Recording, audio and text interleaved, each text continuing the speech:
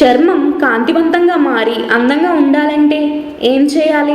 మనం అందాన్ని పెంపొందించుకోవడానికి అనేక బ్యూటీ ప్రొడక్ట్స్ని వాడి డబ్బును ఖర్చు చేస్తాం. అయితే అలా కాకుండా మన ఇంట్లో వాడే పదార్థాలతో కూడా కాంతివంతమైన రూపాన్ని పొందవచ్చు.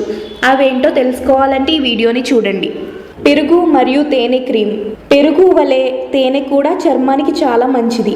ఈ రెండు మిశ్రమంతో చిక్కగా క్రీమ్లా చేసి ముఖానికి అప్లై చేయాలి. ఈ క్రీమ్ ముఖం మీద కనీసం అరగంట పాటు ఉండనిచ్చి తర్వాత చల్లటి నీటితో శుభ్రం చేసుకోవాలి.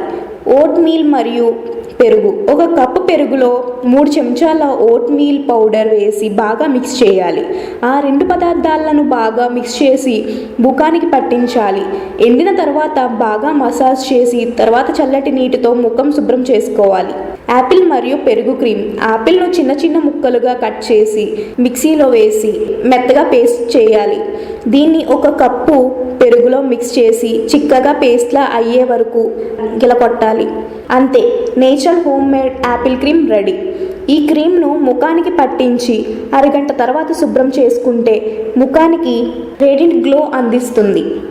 ఈ వీడియో కనుక మీకు నచ్చినట్టయితే లైక్ చేయండి, షేర్ చేయండి. మరిన్ని లేటెస్ట్ అప్డేట్స్ కోసం మా ఛానల్ని సబ్స్క్రైబ్ చేయండి.